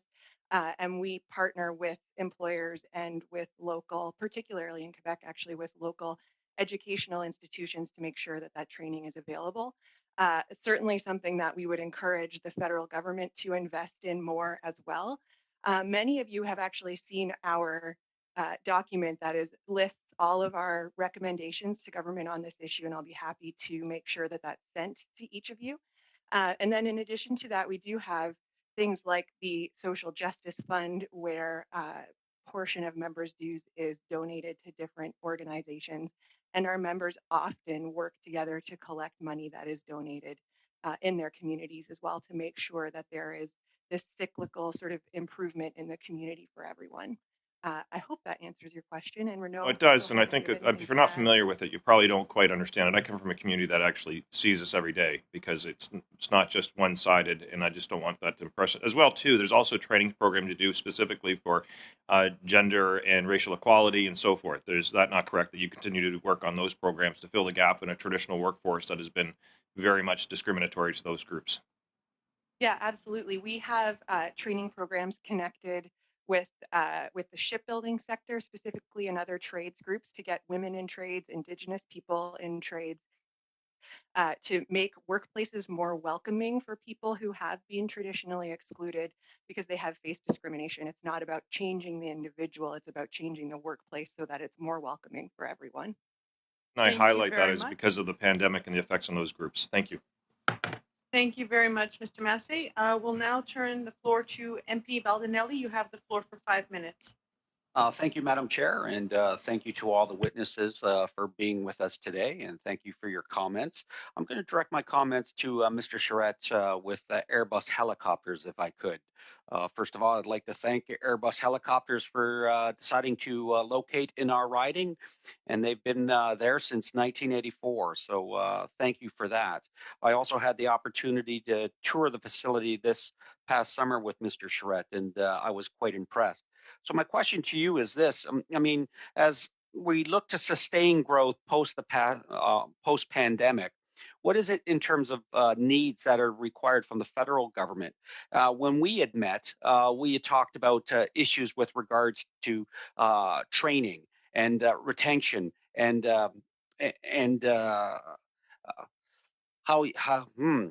can't say the word about offering jobs in those new technologies and working with local institutions, higher educational institutions to recruit into that high skilled sector, as well as the kind of R&D that is required to go into the future. And then you also talked about and mentioned procurement opportunities. I see the great success that you have municipally and with provincial government agencies with your helicopters. And so what more can be done from a federal perspective on procurement opportunities for Airbus helicopters? So thank you for the question. So I guess there's several topics there. I tried to write them down to make sure that I address them all. When we talk about the maybe just on the federal procurement standpoint, I think I touched on that during my remarks. We talked about unbiased and a fair bid procedure, really based on the platform. So taking out any of the, I would say, political landscape of, and really picking the best platform that meets the mission for the end use. Also, traditionally, I would say procurement process in Canada is quite long. So just very quickly, I know of a couple campaigns that have been ongoing in Canada. We've been talking about them for a number of years, and I see my colleagues in the U.S. where something a campaign arises, they talk about it. It's quite a large campaign. It goes to tender and it's awarded before we even have basically, I would say, the draft requirements released here. So this is something that's seen as a long, arduous process. We certainly believe in due diligence, but I think this is something that could be looked at from procurement processes, the speed of the process. When we talked about training and people, so definitely for sure, I believe there's a disconnect today when we look at maybe what's being offered out there in the post-secondary education. So we are, we are an aerospace company. When we talk about having advanced manufacturing processes, controls, this is something where I'm not necessarily sure that it's being addressed in the educational institute. So we have needs. I'll just highlight composite as an example. So traditionally sheet metal, and when people think of aerospace, you would look at a sheet metal technician. Today, what we look here is so composite. We have engineered materials, high performing materials, and then you need people that understand how they work, how to work with them, and then how we bring them, I would say here. So one disadvantage that we have today that I find, because we compete globally, is really a lot of the people that we have working here, we take on the responsibility to train them for the simple fact that it's not a skill set that they're able to acquire that's offered out there in, I would say, in the general educational framework that we have today.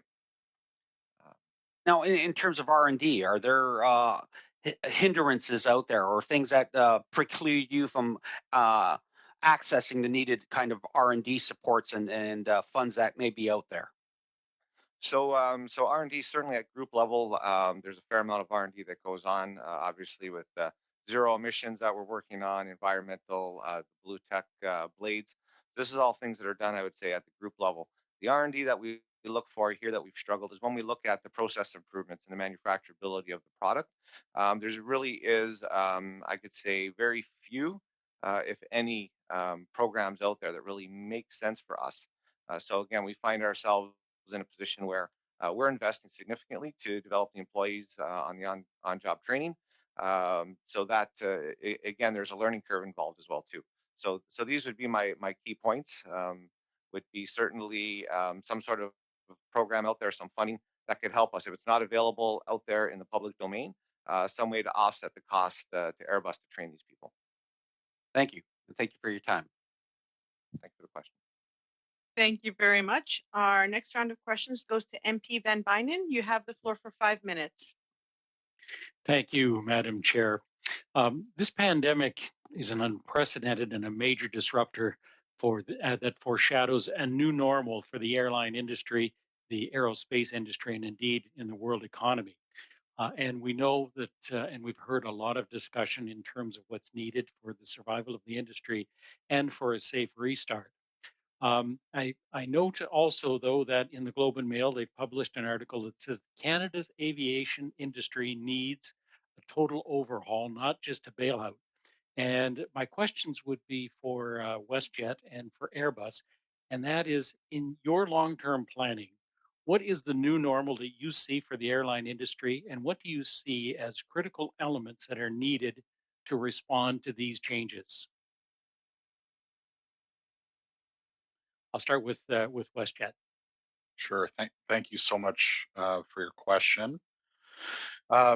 I think the first thing to note is that the definition of long-term in our sector is fundamentally changed.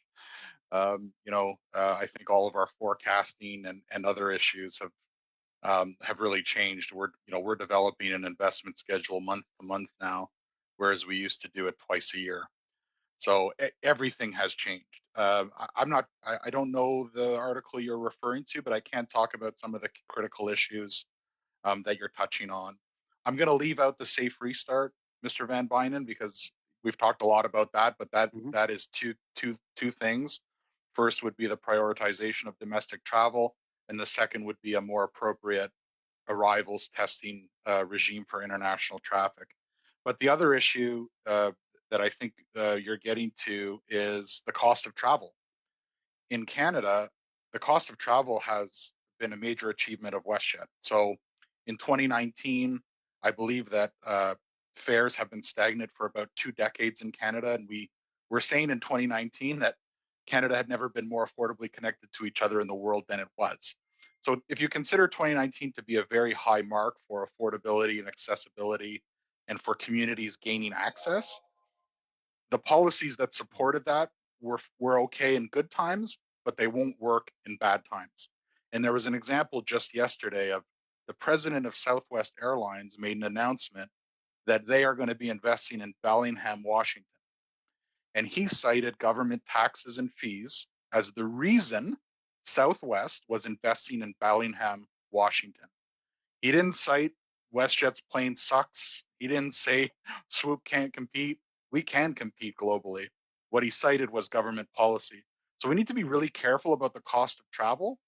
The government has not supported NAV Canada or airports. Both of these key partners have had to increase their fees. That hurts Canadian travelers. So I would highlight that issue. And as it relates to aerospace, Abbotsford wants to keep developing their aerospace hub, and a key and vibrant airport with commercial aviation services is a key factor for that. You've heard that today from Philippe and Jerry and others. So it's all interrelated, but the fact that a president of an American airline is citing government policy as the basis for his investment decision is troubling. And frankly, I don't think we'd accept that if it was steel or aluminum or an agricultural product. We simply wouldn't. Yep. That's Canadian jobs being exported across the border. So in part, I understand what the challenges are, but my question is to what end? What does the industry look like going forward? I think in the short term, I think when we come out of this summer, I think a lot of communities are going to be surprised that their service levels are not what they were prior to COVID. There's a lot of people in our country who I don't want to say take for granted the level of investment they've had, but we were in a very good place prior to COVID. And aviation services and investment is it's not the dial on your radio. It's at a 3 today, but once we're out of COVID, hey, we're at a 9 again. It's not like that. It takes a lot of time, and it took decades to build up this infrastructure. So I think in the short term, you're going to have minimal service to start, and that's going to be correlated to government policy. What government does and does not do is going to be a key ingredient here, as to the extent that we can recover. Thank you. I'd like to hear from Airbus as well. Yeah, I see the red card, so I will be very fast. If I may, very quickly. I don't know. Yeah. So for me, the two main things that I think will change, competitiveness will need to be increased, because we will see a lot of competitive pressure coming from all across the world again, and I think that's going to be one key element. And the second one is obviously the sustainability of travel and the carbon footprint. And there, the green portion and the green investment will be extremely important. Thank you very much. We will now start our third round of questions. And our first round goes to MP Kuzi. Welcome to INDU. You have the floor for 5 minutes. Hello. There we go. Very lovely to see you, MP Romanetto, and thank you very much for the kind, warm welcome. I'd also just like to take a moment to thank my Shadow Minister for Jobs and Industry, the MP for Carleton, or as I like to say, the Shadow Minister for Are We Going to Be Okay? And I'd also like to just take a moment to recognize my colleague, Nate Erskine-Smith. I'm looking forward to being on the panel with him tomorrow evening with the Running Meat Society. Nate, I'm going to warn you, I'll be eating meat tomorrow, so the brain is going to be turned on. Watch out for that. But certainly good to be here. So here we are, 1 year later after the pandemic has begun. And unfortunately, which I've talked about repetitively, both within the House and at Transport Committee, is no plan for the air sector. It's unbelievable, really, that we're here a year later and there is still nothing, despite repetitive calls from the industry on all fronts to have a plan. And as I said over and over again within the House and committee, industry has invested significantly into the effort to maintain their industry and prevent its demise through their implementation of pilots and rapid testing and testing on arrival and testing on departure. But here we are. Mr. Gibbons, I wish you could go into when we could expect this plan. I tell you, I've been let down so many times in Reuters in December, Globe and Mail 2 weeks ago. I'm waiting. The word I keep hearing is imminent. Is there anything you can say at all in terms of when we could possibly see this plan? No, I can't. I can't, unfortunately. Okay. I would say there's two different categories here, MP Kuzi. The first would be the formal negotiations for which we're under NDA. So when you refer to if you're referring to a safe restart plan, that is separate, I think, from. Well, I'm glad you mentioned it, because that was my next question. Was yes, I do have in front of me the document which was submitted by the National Airlines Council of Canada, Canadian Airports Council, Aerospace Industries Association of Canada. Good to see some of their representatives here today. The Atlantic Canadian Airports Association, as well as the Air Transport Association of Canada. And yes, you're correct. The second point, yes, that the federal government work with industry to establish an aviation restart strategy in place by April 30th. So you even gave a specific date. Where are we at with that? Where is government at with that? And what do you need them to do in an effort to have and implement this, please? We need them to bring to life the Prime Minister's commitments on January 29th. You know, it is the Prime Minister who made two very encouraging commitments, and I want to thank him for those commitments. He stated that the government of Canada will review the relationship between testing and quarantine, and he indicated that the government is committed to the safe restart of travel and tourism. The reason the letter you cites April 30th is because that is the date upon which we agreed to suspend our sun flying until. And it's based on our understanding that the current hotel policy is a temporary policy. It is a temporary policy to deter travel, and it is a temporary policy to curb the spread of variants. So we understand that, but while we are frozen, now is the time to work on that plan. So, I don't speak for the government, obviously, but I hope that they will continue speaking to their commitment. I hope that they're committed to fulfilling that commitment.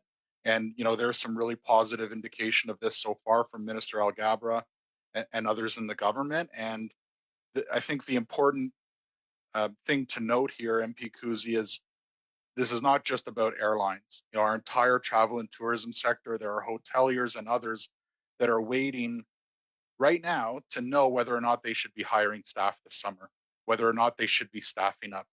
So we do need lead time, and we do need urgency. And we just continue to plug at it and work with our labor partners and work with hoteliers and tourism operators as best we can. That's an excellent response, Mr. Gibbons. Thank you so much. And you're right, the McMaster pilot showed very, very clearly 1% arriving with the virus, 0.7 caught in that first test, 0.3 on the second test, and the less than 0.1% they actually attributed to potentially people breaking quarantine, although we don't like to talk about that too much. You mentioned market share loss leakage to the United States, and I'm very focused on what I call the 3 Bs. Bellingham, Burlington, and Buffalo. So I'm very glad that you mentioned that. And I'm sure that your other colleagues who are on this call today feel the same hope that the government will come through. And disappointment. I remember very clearly the powerful October. Yes. My apologies, you're out of time. So perhaps you can pick that up at another round. Thank you. Thank you. So our next round of questions goes to MP Johari. You have the floor for 5 minutes. Thank you, Madam Chair, and thank you to all our witnesses for your input. As I look at the aerospace industry, we've talked about what I characterized as the 3 dimension: the civil aviation, the defense, and the space. Today we've heard a lot from organizations and companies that there are in the civil aviation, both from a short term and a longer term, what needs to be done. I'd like to spend a little bit of time, if I may, on the defense side. And I'd like to ask Airbus helicopters around what the short term and what the long term strategy should be around the supporting supporting this segment. Specifically, in your comment, Mr. Sharad, you talked about defense procurement strategy, you talked about fair competition, and you talked about international investment playing a part so long as that environment is suitable. Can you please comment on the short term, long term around those three pillars? So thank you for the question. So regarding, just paraphrase and make sure I understood. So military government procurement was the question, and the pillars. Okay. Yeah. So really, when we look at what government procurement has been in the past and in the future, we are looking for, I would say, it's a level playing field. So it's understanding the criteria and the metrics laid out in the evaluation process, and then being, I'll say, judged on that accordingly. When we look at talk about investment, so certainly Airbus helicopters, I can speak significantly for Airbus helicopters. So we've invested in Canada since 1984. We've been here. We are the #1 helicopter manufacturer in the world. We offer support and services. We keep the customers flying. So this is something that we would dearly love the opportunity to be able to compete and support our military in Canada and see our aircraft flying. So we are, I would say, I believe every NATO country flies an Airbus helicopter, except for maybe one. So anyways, again, when you question regarding military procurement to me would be fair, unbiased, open, transparent, and really evaluating on a clear defined metric for it. Yeah, you felt, or at least I understood that you felt that international investment into this sector has been hindered because the competition might not be fair. Am I right to understand that? And if I'm right, why do you think the competition is not fair? So I wouldn't say that international investment has been hindered. I would say that, as a multinational, when we look at where dollars should be spent and dollars should be invested, we want to make sure that we're investing and spending dollars in a market where we have a fair opportunity to compete. I would not speculate as to say why something has or hasn't been fair. It's not for me to judge. I believe, and I'm somewhat biased, I believe we have really a great product and we're able to address all the many different missions which we see based on our civil and parapublic markets that we have. So I think globally our product and our brand speaks for itself. And yeah, and I think so. Again, I wouldn't say that it hasn't been fair. We just want to ensure moving forward that we're judged on the criteria that's clearly defined. Okay, and you believe the criteria is not clearly defined right now? So I believe the criteria is getting better. In the past, it may not have been. So my previous comment was regarding more around maybe the amount of time to define the criteria. So I understand that it does take time, but traditionally we have seen, I'd say, other campaigns, maybe other countries where they're able to define and bring to market or bring to a solution and an offer quicker. So it's a timing to be able to bring the offer, or is it characteristic of the offer that varies, or the component of the offer that varies? Yeah, so I think in Canada and what we're seeing, and I'd mentioned about the ITB and the value proposition. So we certainly support that. We think it's good for Canada, creates jobs in Canada.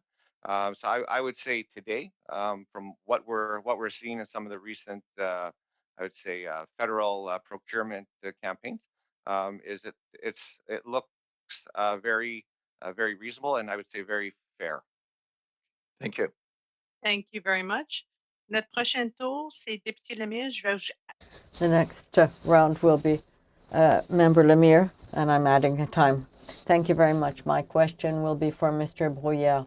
I'd like us to understand the importance of the supply chain. It's worldwide, and of course, each element, if you look at it, if you don't have any trust in what's happening in a given country, it's going to be important with respect to choices made. And what are the solutions that you see so that Canada maybe invest? Is it a cushion of advantage tax situation, salary supports? With respect to the pressures that you have maybe we want to look forward to a 10-year ahead of time, and how with capital may be reimbursed if there's loans, and what is it cost for you to be able to operate? Thank you very much, Mr. Lemire. I'd like to explain when we talk about the quality of labor that we have in Canada. We need to put ourselves in a position with respect to this industry. I think that the aerospace industry is more democratic. Before, all of the segments were built under the same roof, and then you would deliver to your client. But now, and want to be competitive, and so there are strategies that are in place so that aircraft is built in segments now. And so if as a supplier of A1, so there are certain elements, whether it's the component elements of the plane, it's not like it used to be. It's all not done under the same roof. So what we need, in terms of being competitive, we want to have to get good prices so that we can be competitive, whether we're providing to WestJet or Air Canada. So in Canada, well, there are emerging countries where there's massive investments so that they can have their share of the market. So sometimes we say that we're very lucky in Canada because we build and we deliver from Canada, and the supply chain is very important when you have A1s or private, when now they're in countries that I mentioned earlier. So you have the whole supply chain that is following in terms of the metal supplier, all of the, and other elements follow through. So those countries want to have those jobs, and so they're developing people, engineers, people that are in the aerospace industry, and for us to explain to go and work in Canada, when we compare with other countries and emerging countries, what we can see now, well, we have 1.3 million to pay just in rent. So in other countries, when we're talking about tax situations, sometimes in certain countries they give us a tax break, and that's what we can find in the market, whether it's in Tunisia, in Turkey, or elsewhere. Thank you. Madam Chair, would you allow me to ask a question so that I could ask Mr. Balgici a yes or no question? Go ahead, very quickly. So thank you. So France, they have benefits for their planes. So do you think that Canada should be able to buy planes now because WestJet and Air Canada aren't able to? They'll be able to sell them later. Would that be a solution, that Canada buy some planes for the Canadian companies? You're on mute. Well, with respect to getting rid of old planes and to be able to get new planes, I think that maybe. Yes. Thank you very much. I appreciate it. Questions goes to MP Massey. You have the floor for 2.5 minutes. Thank you, Madam Chair. I'm going to return to Mr. Gibbons. You mentioned NAV Canada. They're talking about closing air traffic controllers or eliminating them from air towers in several cities. Is this a positive or a negative thing for regional recovery? Good question. Obviously, we feel for the situation at NAV Canada and those employees. I think, Mr. Massey, the common denominator here is the lack of flights and the lack of demand, and that has had a trickle down effect to everyone in our supply chain and all of our partners. So I'm not sure that the tower decisions are going to negatively impact our investment decisions, because we do fly, and I mentioned this at the Transport Committee, we fly to cities that don't have towers, we fly to cities that do have towers, and also different combinations. Costs and other things like that, you'll absorb them. Sorry? So insurance cost increases or anything else, you'll absorb them and still fly to those regions and return to them? The most concerning issue with respect to NAV Canada for us right now is the 30% increase on fees, which will hurt your constituents and their ability to travel. That's the number one concern with NAV Canada today and the government. needs to take action to fix that. Yeah, so I hear that, but here's, and fair to the government, I've been critical of the government many times at this committee, my members know that, but here's what we heard from NAV Canada's president, is that they laid off people, they made out bonuses to their managers, and then I asked if they got a support package from the government, they wouldn't commit to providing more bonuses. So, there's a real corporate problem at NAV Canada, I think, since its privatization, but furthermore, like, how can Canadians in good conscience want to provide bonus money for people right now as they're laying off workers? And that's, I think, the problem that NAV Canada faces in the public. I think that's a issue that the government faces as well too, to support things. And at the same time, what benefit is it really for WestJet if over a few jobs, really this is what it's about at the end of the day, we lose direct air traffic controllers and those people find jobs or quit the industry and don't come back? Aren't you worried about the lack of those skilled people in not only just those smaller regions, but across Canada? Oh, absolutely. I hope you weren't confused by my answer. 100% solidarity with people who are suffering job losses in any part of our supply chain, airports, aerospace partners, our own company. There's no area of our business and our supply chain that is not completely devastated.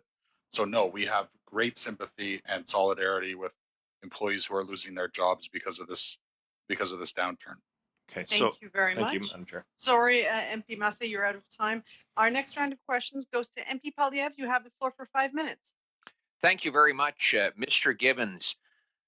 Your company, WestJet, has said your preference is not government bailouts. Rather, you wanted to use technology in order to safely reopen the business. The whole situation reminds me of the old expression that a wise man once said that, if it moves, the government taxes it. If it keeps moving, the government regulates it. When it stops moving, the government subsidizes it. It sounds like the government is, through its mismanagement of the COVID issue, grinding WestJet's business to a halt, and then saying the solution is to bail out the damage that the government itself caused.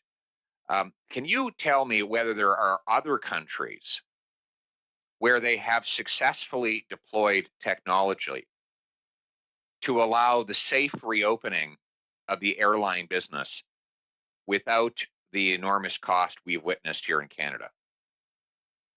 You're right to thank you very much for your question, Mr. Polyev. Great to see you. A few comments on this.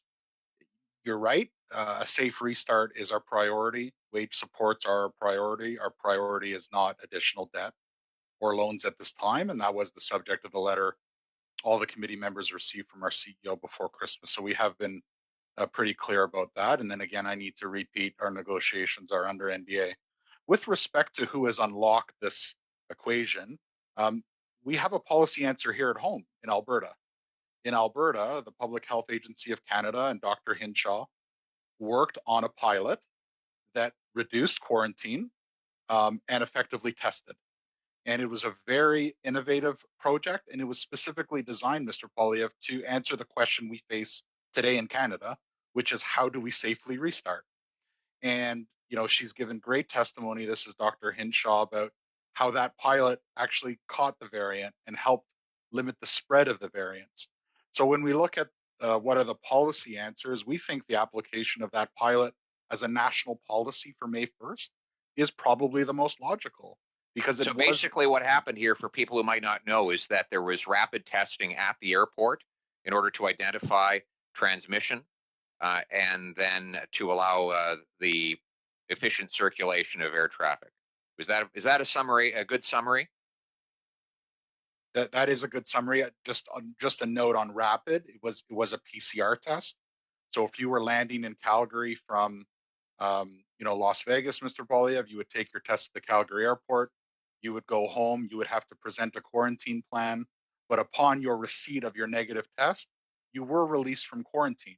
Right. But importantly, you had conditions. Logically, if you don't have the virus, then you can't spread the virus. Is that the logic here? I'm not an epidemiologist. I can just describe the process for our travelers. And the process was, and this is important, the process was that, yes, you were released from quarantine, but it was conditional. You couldn't visit elderly homes. You couldn't be a part of a group larger than X. You couldn't return to school or your work for a period of time, but you weren't in a hotel. You weren't, right? So we think there are better solutions. It looks like what has happened here is the government has smashed this industry, like so many others, with a sledgehammer, when in fact they could have used a more surgical approach to target the problem, which is transmission of the virus, while allowing the free flow of safe commerce to go on paying the bills. Is that a good summary? I would say the last year has been difficult navigating government policy. Mr. Polyev, I think a lot of the policies have been implemented in a chaotic environment. And let's be fair, COVID is chaotic. It has been chaotic. Good people are reacting in good faith to events, but that's all the more reason why we wanted testing regimes, why we felt they were so important. And when did you first ask for those testing regimes? Since the onset of the pandemic. So a year ago. Since the onset of the pandemic, our industry and our partners have been pretty clear that testing is a priority and is an essential ingredient. So that was a year ago. Your business came up with a solution to allow for the safe restart, the safe and slow restart of your sector without transmitting the virus, and the government has yet to properly implement it. No wonder we have the highest unemployment rate in the G7. Thank you very much, Mr. Gibbons. Thank you very much, Mr. Polyev. And our last round of questions will go to MP Lambropoulos. You have the floor for 5 minutes. Thank you, Madam Chair, and I'd like to thank all of our witnesses for being here with us to answer our questions today. I'm not an epidemiologist, I'm not a doctor, but I've spoken to several epidemiologists and doctors with regards to this pandemic, and it's clear that, even if you take a test one day and it comes back negative, it doesn't mean that the virus is not in your system and that it won't show up a bit later. So I definitely see a danger in allowing people to go home, getting that negative test, and then allowing them or releasing them from quarantine. With that being said, I think that the government has done its best to make sure that Canadians stay safe, and I think that the government has prioritized that above all else, and has obviously tried to be a support for people who have lost their jobs and for companies who are laying off other people or who are trying to stay afloat during this time. And I understand that airlines are probably the hardest hit industry or sector of the industry in the Canadian economy right now. I hear that, the government needs to step in and play a greater role in helping airlines, and I agree with that. And I heard Mr. Balducci talk about other countries that are supporting airlines.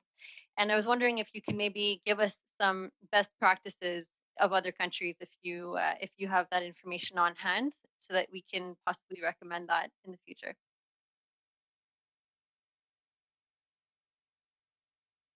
That was for me or Mr. Balducci? I guess either Mr. Gibbons or Mr. Balducci can answer that question. I think for me, maybe I'll let Mr. Gibbons answer for the airline, but I think there's been a number of programs targeted as well to the aerospace industry, so not the airline, but the remaining, and they usually go hand in hand. Those are very easily available. I don't think I need to go through them in detail, but I think they've been communicated already. It's usually a very thorough plan which could address the very short term, the medium term, and then the long term and the long lead. And it's several phases. So as far as the airline goes on, I think Mr. Gibbons is probably best placed to comment, but usually that goes along with that. Thank you. Thank you, Philippe. With respect to support, that's a conversation in a current ongoing negotiation. But with respect to safe restart, I'm happy to send the committee information and a follow-up. I think that the best current example today would be the United Kingdom. The United Kingdom set clear metrics and a date for a safe reopening. And, I don't think we should be shy about prioritizing it in that way. And, we were really encouraged by the Prime Minister on January 29th. He also said that WestJet and Air Canada are strong partners in limiting the spread of COVID. And so safety has really been a shared priority, notwithstanding any difficult issues we've navigated with the government. I think we have been working well together to curb the spread. And we were really happy that the Prime Minister acknowledged that on January 29th. Thank you. And I actually sit on the Public Safety Committee as well. And yesterday we had witnesses from both public safety and health that did say that in the very near future we'd be back to normal with regards to travel. So just a little word of encouragement there, and that the more people that get vaccinated, I believe, is the key really here to restart as quickly as possible. Absolutely. And, all right. Well, no further questions. Thank you. Thank you. Thank you very much. And that is our time for today. I'd like to thank the witnesses for being with us today. This has been incredibly helpful for us and for your frank testimony. En tant que une fière Québécoise et Canadienne, I'd like to thank the aerospace industry is very important. Our study. So again, thank you so much for being with us today. Again, a special thanks to everyone in the room to allow us to do what we're doing, our interpreters, IT crew, analysts, and our clerk. Thank you so much for what you're doing so that we can continue to do the job that we're doing. With that, I now call this meeting adjourned. Have a great afternoon. Merci.